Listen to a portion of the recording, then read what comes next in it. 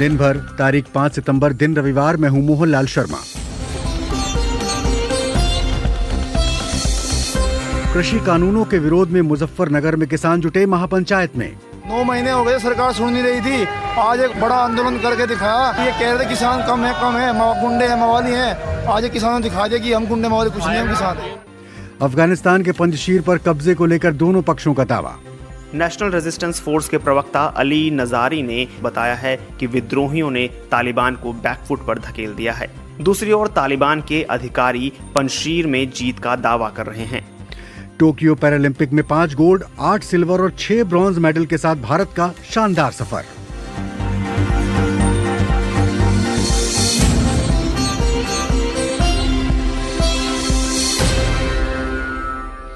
शाम के 7:30 बज चुके हैं और आप सुनना शुरू कर चुके हैं बीबीसी हिंदी सेवा का डिजिटल कार्यक्रम दिन भर। स्वागत, अभिनंदन। फेसबुक और यूट्यूब पर सुन रहे समस्त श्रोताओं का पहले मुख्य समाचार। भारत ने टोक्यो पैरालंपिक में कुल 19 मेडल जीतते हुए अब तक का अपना सबसे शानदार प्रदर्शन किया है। भारतीय खिलाड़ियों ने पैरालंपिक में कुल 5 गोल्ड मेडल, 8 सिल्वर और 6 ब्रॉन्ज मेडल जीते। खेल के आखिरी दिन भारत के बैडमिंटन खिलाड़ी कृष्णा नागर ने बैडमिंटन में गोल्ड और सुहास यतिराज ने बैडमिंटन में ही सिल्वर मेडल जीता। कल, जैसा कि आप जानते हैं, भारत के प्रमोद भगत ने पैरालंपिक खेलों में गोल्ड मेडल जीतकर इतिहास रचा था। पैरालंपिक खेलों के बैडमिंटन मुकाबले में गोल्ड जीतने वाले वो पहले भारतीय बने। उनके अलावा बैडमिंटन में ही मनोज सरकार ने भी मेडल हासिल किया। उन्होंने ब्रॉन्ज मेडल अपने नाम किया। अपने इस प्रदर्शन के साथ पदक तालिका में भारत 26वें स्थान पर पहुंच गया है। 93 गोल्ड मेडल के साथ कुल 199 मेडलों के साथ चीन पहले, जबकि 41 गोल्ड के साथ कुल 122 मेडल लेकर ब्रिटेन दूसरे स्थान पर बना हुआ है। किसान नेता राकेश टिकैत ने कहा है कि किसान अपनी मांग पूरी होने तक दिल्ली बॉर्डर से नहीं हटेंगे। राकेश टिकैत ने मुजफ्फरनगर में आयोजित किसान महापंचायत में कहा कि अपनी जीत होने तक किसान पीछे नहीं हटेंगे। किसान महापंचायत का आयोजन 3 कृषि कानूनों के विरोध में किया गया। कानून वापस लेने की मांग को लेकर किसान 9 महीने से ज्यादा वक्त से आंदोलन कर रहे हैं। उधर बीजेपी ने टिकैत पर राजनीति करने का आरोप लगाया है। ग्रुप 7 देशों के विदेश मंत्री अगले हफ्ते अफगानिस्तान के हालात पर चर्चा करने वाले हैं। जापान के विदेश मंत्री ने तोशिमित्सु मोतेगी ने जापानी न्यूज चैनल को बताया कि इस मीटिंग में रूस, चीन और अन्य देशों के प्रतिनिधि शामिल होंगे। ग्रुप 7 देशों के विदेश मंत्रियों की ये बैठक 8 सितंबर को होने की उम्मीद की जा रही है। अमेरिकी जनरल मार्क मिली ने अफगानिस्तान में गृह युद्ध की आशंका जताई है। कल जर्मनी के रैमस्टन में फॉक्स न्यूज़ की जेनिफर ग्रिफिन के साथ एक विशेष टीवी साक्षात्कार के दौरान जनरल मार्क मिली से अफगानिस्तान में मौजूदा परिस्थितियों को लेकर और अमेरिका की नीति को लेकर कई सवाल पूछे गए। जनरल मिली से इस इंटरव्यू के दौरान पूछा गया कि क्या अफगानिस्तान से अमेरिका की पूरी तरह से वापसी के बाद अमेरिका सुरक्षित है। जवाब में उन्होंने कहा कि ये बता पाना अभी जल्दबाजी होगी। एक अन्य सवाल के जवाब में मिली ने अफगानिस्तान में गृह युद्ध के लिए परिस्थितियां बनने की आशंका जाहिर की।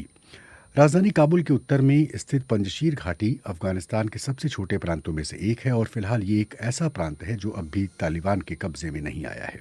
कल भी ये जंग जारी रही। दोनों पक्षों की ओर से दावा किया गया है कि पंजशीर उनके कब्जे में है, लेकिन अभी तक ये स्पष्ट नहीं है कि पंजशीर में स्थिति क्या है। ये थे अब तक के मुख्य समाचार।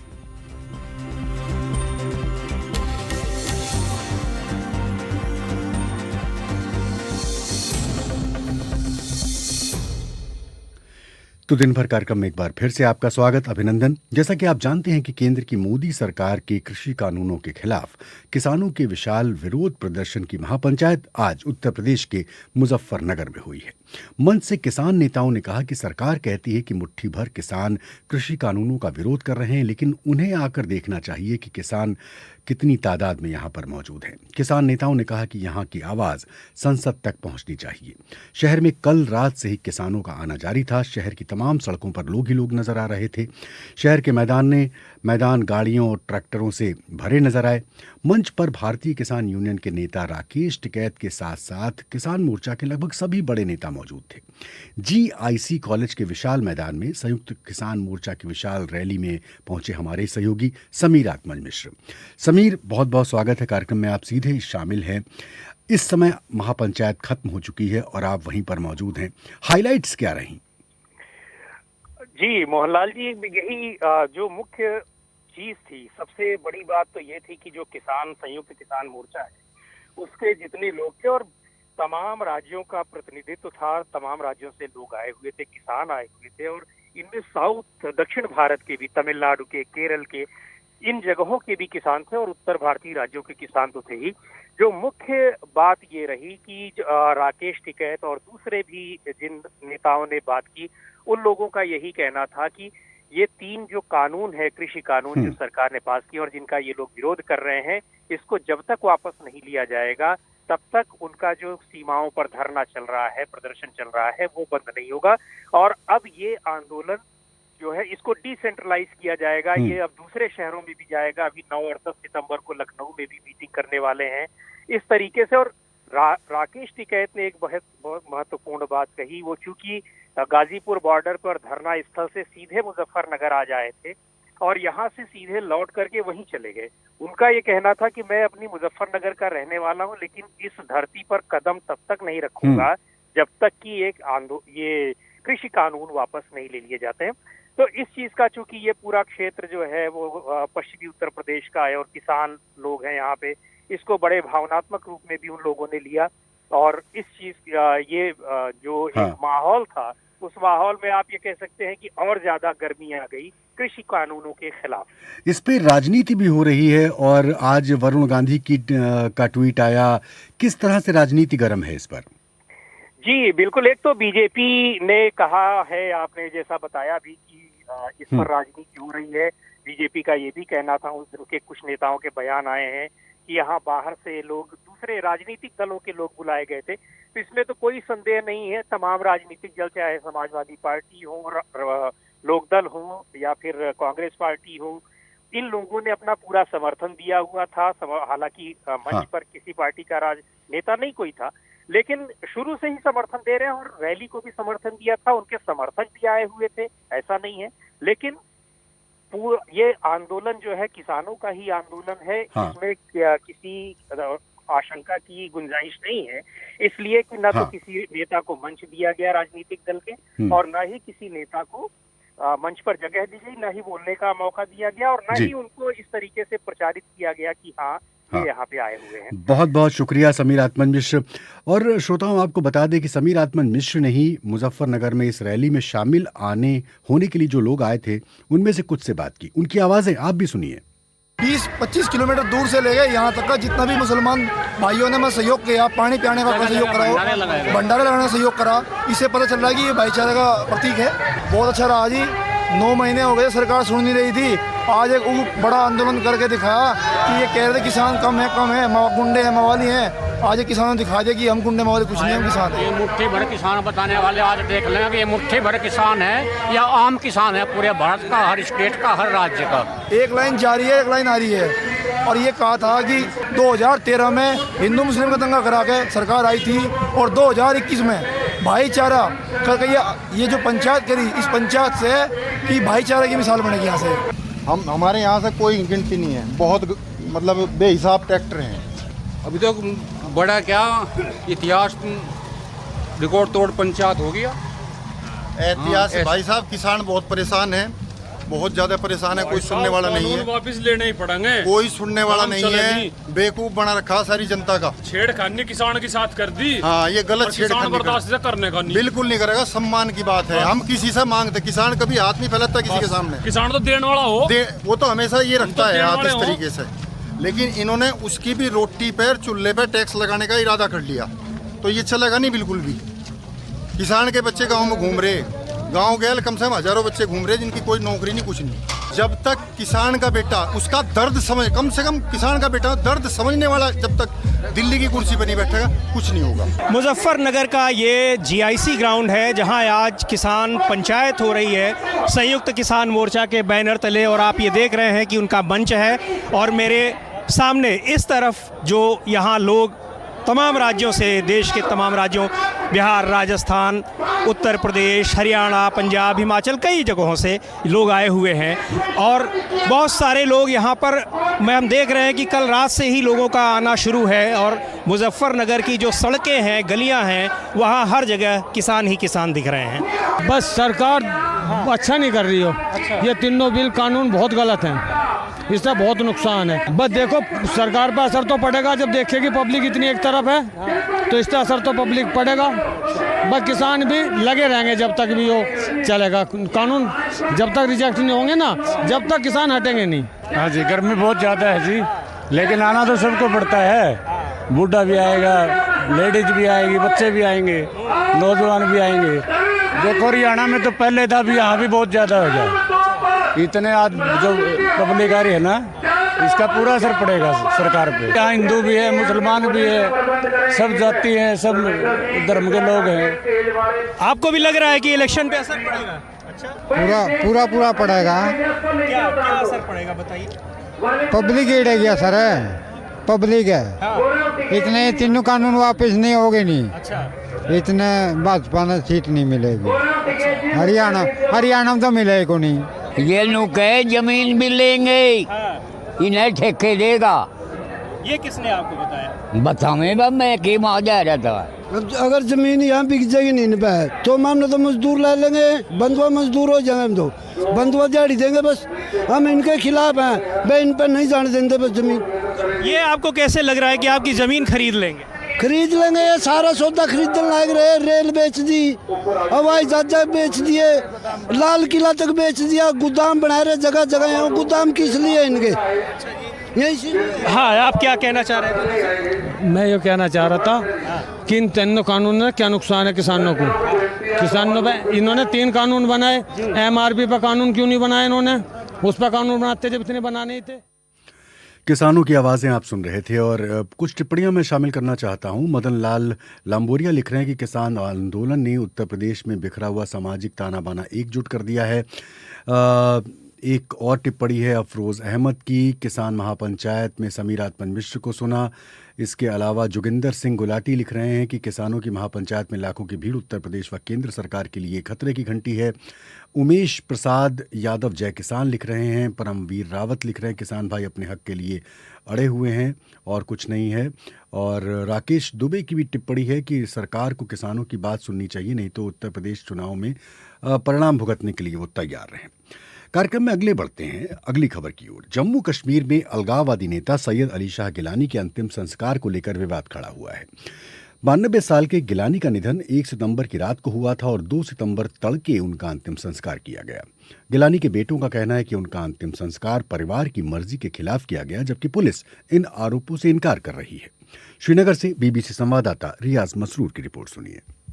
हुर्रियत कॉन्फ्रेंस के अध्यक्ष रहे गिलानी के बेटे डॉक्टर नईम ने कहा है कि अपने पिता का अंतिम संस्कार अपनी मर्जी से करना उनका अधिकार था, लेकिन उनसे ये अधिकार भी छीन लिया गया। वो कहते हैं कि परिवार इस बात को लेकर बहुत दुखी है। डॉक्टर नईम और उनके छोटे भाई डॉक्टर नसीम का कहना है कि वो अपने पिता के अंतिम संस्कार में हिस्सा नहीं ले सके। दोनों भाइयों का कहना है कि बुधवार शाम को जब गिलानी ने अंतिम सांस ली, तब पुलिस और सरकारी अधिकारी उनके पिता के शव को जबरदस्ती ले गए। दोनों भाई कहते हैं न उन्हें परिवार द्वारा अंतिम निष्ठान कराया गया, न जनाजे की नमाज पढ़ी गई और न ही हम अपने हाथों से उन्हें कब्र में उतार सके। डॉक्टर नसीम के मुताबिक गिलानी की तबीयत बुधवार को ठीक थी, लेकिन लंबे समय से उनकी देखभाल करने वाले मेडिकल असिस्टेंट उमर ने देर रात डॉक्टर बुलाने की सलाह दी, जिसके बाद सिकिम्स अस्पताल के निदेशक को बुलाया गया तो उन्होंने कहा कि गिलानी का निधन हो चुका है। उसी दौरान पुलिस और अर्धसैनिक बलों ने उनके घर को घेर लिया और पुलिस के 2 वरिष्ठ अधिकारियों ने उनके अंतिम संस्कार को लेकर परिवार से चर्चा की। डॉक्टर नसीम कहते हैं कि परिवार वालों ने पुलिस से विनती की थी कि अंतिम संस्कार सुबह को किया जाए ताकि दूसरे रिश्तेदार भी आ सकें और आखिरी बार उनका चेहरा देख सकें। घर में मौजूद महिलाओं ने पुलिस से कहा कि वो गिलानी के शव को न छीने, लेकिन सुबह 3 बजे वो फिर से आए तो हमने रात में अंतिम संस्कार से इनकार कर दिया। इसके बाद वो शव को जबरदस्ती उठाकर ले गए और बिना परिजनों के अंतिम संस्कार कर दिया। जम्मू कश्मीर पुलिस ने इन सभी आरोपों का खंडन किया है।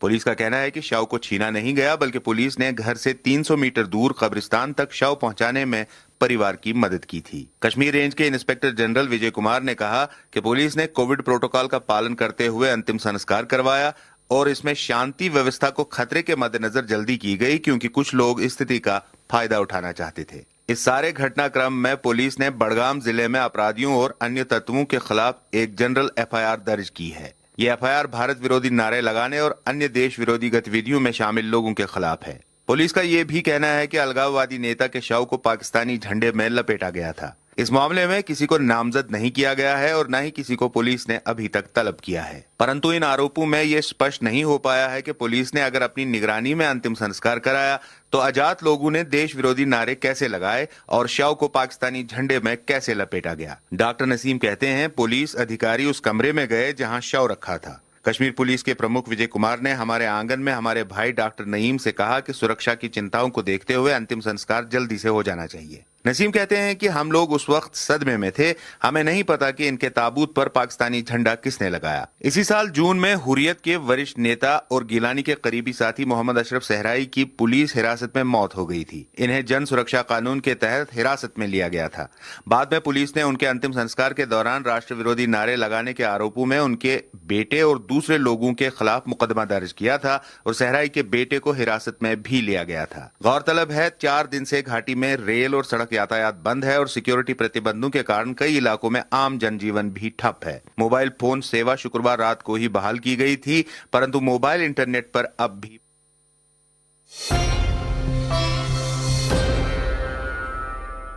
आखिरी लाइन जो कट गई वो ये थी कि मोबाइल की सेवाएं अभी भी वहां पर बंद हैं। रियाज मसरूर की रिपोर्ट आप सुन रहे थे। काबुल के उत्तर में स्थित पंजशीर घाटी में अब भी तालिबान और स्थानीय विद्रोहियों के बीच जंग जारी है।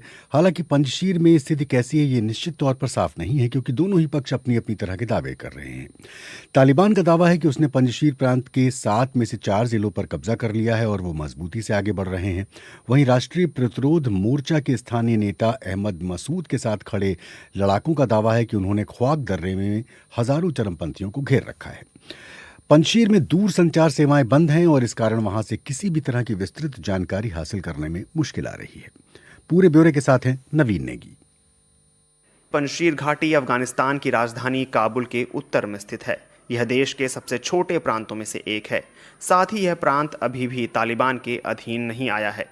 चारों ओर से पर्वत चोटियों से घिरे तालिबान विरोधियों के इस पारंपरिक गढ़ में 1.5 लाख से 2 लाख लोग रहते हैं। नेशनल रेजिस्टेंस फोर्स में पूर्व अफगान सुरक्षा बलों के जवान और स्थानीय मिलिशिया के लोग शामिल हैं। इनका नेतृत्व पंजशीर के ही आदिवासी नेता अहमद मसूद कर रहे हैं। उनके पिता अहमद शाह मसूद ने 1980 के दशक में सोवियत संघ की सेना और 1990 के दशक में तालिबान के खिलाफ सफलता हासिल की थी। बीबीसी को भेजे गए एक वीडियो संदेश में अफगानिस्तान के पूर्व उपराष्ट्रपति अमरुल्लाह सालेह ने बताया है कि ताज़ा लड़ाई में दोनों पक्षों के लोग हताहत हुए हैं। उन्होंने यह भी कहा कि इसमें कोई शक नहीं कि हम मुश्किल स्थिति में हैं। तालिबान ने हम पर हमला किया है। हम आत्मसमर्पण नहीं करेंगे। हम अफगानिस्तान के लिए खड़े हैं। अमरुल्लाह सालेह ने बताया कि उन्होंने लोगों को भरोसा दिलाने के लिए वीडियो साझा किया है कि उनके देश छोड़ने की खबरें झूठी हैं। हालांकि बीबीसी इस बात की स्वतंत्र रूप से पुष्टि करने में असमर्थ है कि वो इस समय कहां पर हैं। बीबीसी के पत्रकार याल्दा हकीम ने सालेह के वीडियो को ट्वीट करते हुए लिखा, तालिबान विरोधी नेताओं में से एक और देश के पूर्व उपराष्ट्रपति अमरुल्लाह सालेह ने हमें एक वीडियो संदेश भेजा है। इसमें वे आतंकियों के हमले करने और इसके लिए पाकिस्तान को जिम्मेदार बताने की बात करते हैं, लेकिन पाकिस्तान तालिबान को समर्थन देने से इनकार करता है। नेशनल रेजिस्टेंस फोर्स के प्रवक्ता अली नज़ारी ने बीबीसी वर्ल्ड न्यूज़ को बताया है कि विद्रोहियों ने तालिबान को बैकफुट पर धकेल दिया है। उन्होंने कहा, कुछ 100 से अधिक तालिबान यहाँ घिरे हुए हैं। उनके पास हथियारों की कमी है और वे अभी आत्मसमर्पण के लिए बातचीत कर रहे हैं। दूसरी ओर तालिबान के अधिकारी पंजशीर में जीत का दावा कर रहे हैं। तालिबान के एक कमांडर ने समाचार एजेंसी रॉयटर्स को बताया, सर्वशक्तिमान अल्लाह की कृपा से हमने पूरे अफगानिस्तान को कब्जे में कर लिया है। हमने उनके लड़ाकों को हरा दिया है और पंजशीर अब हमारी कमान में है। पंजशीर का हाल सुना रहे थे नवीन नेगी। पाकिस्तान की खुफिया एजेंसी ISI के प्रमुख काबुल में हैं, काबुल पहुंचे और एक तस्वीर सोशल मीडिया पर जमकर वायरल हो रही है। कहा जा रहा है कि ISI प्रमुख की ये यात्रा, जिसे कि संभवतः गुप्त रखा जाना था, एक तस्वीर के कारण सार्वजनिक हो गई। पूरा ब्यौरा सुनिए गुरप्रीत कौर से। ISI प्रमुख अफगानिस्तान में पाकिस्तान के राजदूत मंसूर अहमद खान और अन्य अधिकारियों के साथ काबुल के एक होटल में चाय पी रहे थे तभी एक पत्रकार ने उनकी तस्वीर ले ली, जिसके बाद से ये कथित गुप्त मुलाकात सार्वजनिक हो गई।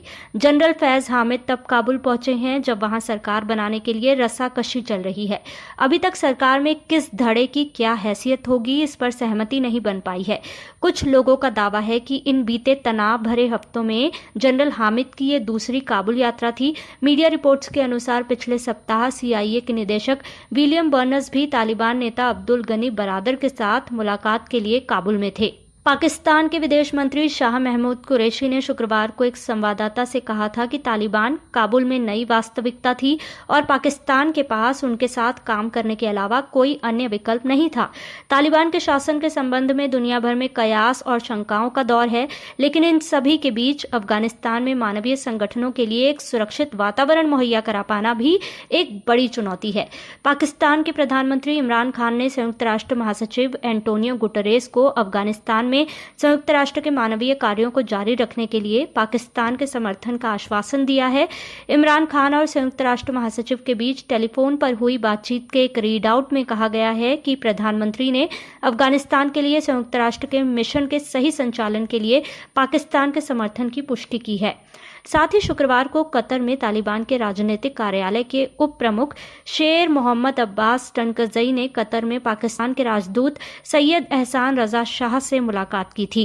कतर कार्यालय में तालिबान के प्रवक्ता सुहेल शाहीन ने ट्वीट किया था कि दोनों पक्षों ने मौजूदा अफगान स्थिति, मानवीय सहायता, आपसी हित और सम्मान पर आधारित द्विपक्षीय संबंधों, अफगानिस्तान का पुनर्निर्माण और तोरखम और स्पिन बोल्डक में लोगों के आंदोलन से जुड़े मुद्दों पर चर्चा हुई। अफगानिस्तान में तालिबान के कब्जे के बाद से ही कई मानवीय सहायता एजेंसियां वहां से वापस चली गई हैं, जिसके कारण अफगानिस्तान में एक बड़े मानवीय संकट की आशंका बढ़ गई है। इसके अलावा जो देश या एजेंसियां अभी तक अफगानिस्तान को सहायता किया करती थीं, उनमें से कई ने आगामी सहायता पर रोक लगा दी है। इसके अलावा विश्व बैंक और अंतर्राष्ट्रीय मुद्रा कोष के भुगतान रोकने के कारण अफगानिस्तान में अर्थव्यवस्था बेहद बुरी स्थिति में है। अगर ये स्थिति आगे भी बनी रहती है तो अफगानिस्तान में भयावह मानवीय संकट आ सकता है। हालांकि कुछ देश अफगानिस्तान की सहायता की प्रतिबद्धताओं के साथ सामने आए हैं। कई देशों ने अफगानिस्तान में मानवीय एजेंसियों के माध्यम से बेहतरी के लिए अपनी प्रतिबद्धता जताई है, लेकिन इसके साथ जरूरी है कि अफगानिस्तान में काम करने के लिए इन एजेंसियों को एक सुरक्षित और मददगार वातावरण मिल सके। पाकिस्तान इससे पहले विश्व स्वास्थ्य संगठन को अफगानिस्तान में शिपमेंट पहुंचाने में मदद कर चुका है। विश्व खाद्य कार्यक्रम के साथ भी इसी तरह की व्यवस्था पर काम किया जा रहा है। अफगानिस्तान में मानवीय जरूरतों को प्राथमिकता देने और आर्थिक स्थिरता सुनिश्चित करने के लिए अंतर्राष्ट्रीय समुदायों के साथ आने की जरूरत पर पाकिस्तान के प्रधानमंत्री इमरान खान ने कहा कि इससे न केवल सुरक्षा सुनिश्चित होगी बल्कि अफगानों का पलायन भी थमेगा, जिससे शरणार्थी संकट को भी संभालने में मदद होगी। अफगानिस्तान में तालिबान के कब्जे के बाद से ही शरणार्थी संकट की आशंका बनी हुई है। संयुक्त राष्ट्र की रेफ्यूजी एजेंसी ने पिछले हफ्ते कहा था कि इस साल के अंत तक 5 लाख अफगान अपना देश छोड़ सकते हैं। ऐसा माना जा रहा है कि अफगानिस्तान में तालिबान की नई सरकार की स्थापना से पहले ISI प्रमुख का दौरा भी इनमें से कुछ मुद्दों को हल करने के लिए ही हुआ है। उनके साथ वरिष्ठ अधिकारियों का एक प्रतिनिधि मंडल भी काबुल गया था। तो पूरा अफगानिस्तान में क्या चल रहा है, पूरा ब्यौरा आपने गुरप्रीत सैनी से सुना। और जैसा कि आप जानते हैं, हम बता चुके हैं कि ISI के प्रमुख लेफ्टिनेंट जनरल फैज़ हामिद काबुल पहुंचे। इसी मुद्दे पर पाकिस्तान के वरिष्ठ पत्रकार वसतुल्ला खां की खास टिप्पणी। ISI के डायरेक्टर जनरल ने अफगानिस्तान की आखिरी यात्रा पिछले वर्ष अशरफ गनी के वक्त में की थी और उस दौरे में ये तय पाया था कि दोनों देश आतंकवाद की रोकथाम के लिए इंटेलिजेंस शेयरिंग करेंगे। जाहिर है दोनों देशों के पिछले 20 वर्ष के संबंधों को देखते हुए इंटेलिजेंस शेयरिंग बस कहने की बात थी। दोनों सरकारों के बीच आखिरी समय तक भाषणी तोपों से गोलाबारी जारी रही और फिर गनी सरकार भी ना रही। अब ऐसे समय जब काबुल में कोई सरकार भी नहीं, ISI के डायरेक्टर जनरल की एक दिन की काबुल यात्रा उन लोगों के हाथ में मजीद एमुनेशन थमाना है जिन्हें सख्त शुबा है कि तालिबान की विजयता अकेली नहीं सांझी है। DG साहब ने यात्रा का मकसद ये बताया कि उन्हें काबुल स्थित पाकिस्तानी राजदूत से मुलाकात करना थी और इस दौरान तालिबान लीडरशिप से कोई मुलाकात नहीं होगी और जल्द ही सब ठीक हो जाएगा। हालांकि पाकिस्तानी राजदूत पिछले 20 दिन में 2 बार इस्लामाबाद होके आ चुके हैं। शायद वहां डीजी साहब से उनकी मुलाकात ना हो पाई हो। और फिर कतर में भी 2 दिन पहले ही तालिबान का एक प्रतिनिधि मंडल पाकिस्तानी राजदूत से मिला है और अफगान पार्लियामेंट के भूतपूर्व स्पीकर के साथ जिन 10 तालिबान विरोधी शख्सियात की मंडली 15 अगस्त को पाकिस्तानी राजदूत के साथ काबुल से पाकिस्तान पहुंची थी, वो अभी तक इस्लामाबाद में ही है या आगे निकल गई, कम से कम मुझे इस बारे में ज़्यादा जानकारी नहीं है। इस पृष्ठभूमि में जब हर तरह की अंतर्राष्ट्रीय दूरबीन काबुल पे फिट है, क्या वाकई डीजी आईएसआई का कैमरों के सामने काबुल जाना बनता था? शायद वो सावधानी बरतने के बारे में दुनिया को कोई मैसेज देना चाह रहे हों। एक मित्र ने शादी में जाना था, उसके पास कुर्ता और वास्केट तो थे मगर ढंग का कोई पाजामा नहीं था। उसने जिस लंगोटिए यार से पाजामा उधार लिया, इत्तेफाक से उसे भी वहीं जाना था। जब दोनों पहुंचे तो यार ने हर मेज़बान को पकड़ पकड़ के बताया कि हमारे सिद्धार्थ जी का कुर्ता और वास्केट तो उन्हीं का है पर पाजामा मेरा है। वसतुल्ला खां का ब्लॉग सुन रहे थे और बहुत सारी टिप्पणियां मेरे सामने हैं। कुलदीप सिंह जाखड़ कह रहे हैं कि शिक्षक दिवस पर यही संदेश है कि अब शिक्षा का व्यवसायीकरण हो गया है, इस कारण नैतिकता का पतन हो रहा है, गुरु शिष्य के संबंधों में भी गिरावट आई है। और बहुत सारे हमारे जो श्रोता हैं वो आज 5 सितंबर पर यानी कि शिक्षक दिवस पर हमें बधाई दे रहे हैं। विश्व स्तर पर अफगानिस्तान का मुद्दा छाया हुआ है, BBC की वजह से पता चल रहा है, ये लिखा है इकबाल अहमद ने। और आबिद लिख रहे हैं, देखिए बहुत तेज़ी से आपके कमेंट ऊपर जाते हैं इसलिए उसको पढ़ना थोड़ा सा मुश्किल होता है। एक टिप्पणी मेरे पास ये है कि इस कार्यक्रम को आप दोबारा कैसे सुन सकते हैं, तो उसका जवाब ये, नाम मैं भूल रहा हूँ किसने लिखा था, बस मुझे ये याद है। तो इस प्रोग्राम के ख़त्म होने के बाद आप हमारे पॉडकास्ट में जाकर इस प्रोग्राम को आप दोबारा सुन सकते हैं और फेसबुक और यूट्यूब पर तो रहता ही है। लेकिन फ़िलहाल आज का जो दिन है वो खेलों के लिए, भारत के लिए बहुत अच्छा दिन साबित हुआ। और कुल मिलाकर सीधे चलते हैं आदेश कुमार गुप्त के पास। आदेश कुमार गुप्त जी, कार्यक्रम में स्वागत है आपका। हम बात कर रहे हैं टोक्यो पैरालंपिक खेलों की और जो भारत का सफ़र है ये बहुत ही शानदार रहा। आगे आप। जी मोहनलाल जी, बहुत बहुत शुक्रिया आपका। बिल्कुल सही कहा आपने, बहुत ही शानदार सफर, क्योंकि भारत ने 5 स्वर्ण, 8 रजत और 6 कांस्य पदक सहित 19 पदक जीते। और आज भारत के कृष्ण नागर पुरुष एकल बैडमिंटन SS6 स्पर्धा में स्वर्ण पदक जीतने में कामयाब रहे, जबकि इसी स्पर्धा की SL4 स्पर्धा में सुहास लाली नाकेरे यथिराज ने रजत पदक जीता। तो कुल मिलाकर अगर पदकों की बात की जाए तो निशानेबाजी में भारत को 1 कांस्य पदक मिला, एथलेटिक्स में 1 स्वर्ण, 5 रजत और 2 कांस्य पदक सहित 8 पदक मिले, बैडमिंटन में 2 स्वर्ण, 1 रजत, 1 कांस्य पदक सहित 4 पदक मिले, निशानेबाजी में 2 स्वर्ण, 1 रजत और 2 कांस्य पदक सहित 5 पदक मिले, जबकि टेबल टेनिस में 1 पदक मिला। पुरुषों ने 4 स्वर्ण, 7 रजत, 5 कांस्य पदक सहित 16 पदक जीते। महिलाओं ने 1 स्वर्ण, 1 रजत, 1 कांस्य पदक सहित 3 पदक जीते। 40 पुरुष और 14 महिला समेत 54 खिलाड़ी शामिल थे और इनमें से कम 22 खिलाड़ी ऐसे थे जिन्हें पहली या दूसरी रैंकिंग दी गई थी। तो जाहिर सी बात है कि इस तरह की रैंकिंग के देखते हुए जिस तरह से 19 पदक आए हैं तो उन्होंने बिल्कुल जस्टिफाई किया। इससे पहले मोहनलाल जी, पैरालंपिक्स खेलों में भारत के केवल 12 पदक थे, जबकि भारत 1972 से इन खेलों में हिस्सा ले रहा है। तो आप खुद यकीन लगा सकते हैं कि भारत ने कितना दमदार प्रदर्शन किया है। हालांकि चीन को देखें तो ऊंट के मुंह में जीरे जैसा लगता है, क्योंकि चीन ने 96 स्वर्ण, 60 रजत और 51 कांस्य पदक सहित 207 पदक अपने नाम किए हैं। हाँ, तो लंबी चौड़ी सूची है, लेकिन इस बार अगर हम ओलंपिक खेल देखें और फिर पैरालंपिक देखें तो दोनों ही खेलों में भारत का प्रदर्शन शानदार रहा है, मतलब पिछले खेलों के मुकाबले। जी हाँ, बिल्कुल, क्योंकि लंदन ओलंपिक्स में भारत ने 6 पदक जीते थे और रियो ओलंपिक्स में भारत ने केवल 2 पदक जीते थे। उसे देखते हुए तो एक लंबी छलांग कही जाएगी, जिस तरह से भारत ने ओलंपिक्स खेलों में 7 पदक जीते, लेकिन पैरालंपिक खिलाड़ियों ने जिस तरह से 24वें पायदान पर रहते हुए 19 पदक जीते हैं तो एक लंबी बड़ी छलांग जी। कही जाएगी। बहुत बहुत शुक्रिया आदेश कुमार गुप्त कार्यक्रम में शामिल होने के लिए। नितिन वर्मा आपको नमस्कार कर रहे हैं आदेश गुप्त जी। फिलहाल मैं मोहनलाल शर्मा राजेश चौहान के साथ इस कार्यक्रम से आपसे विदा लेना चाहता हूं। कल फिर मुलाकात होगी, तब तक के लिए मोहनलाल शर्मा को दें विदा। नमस्कार।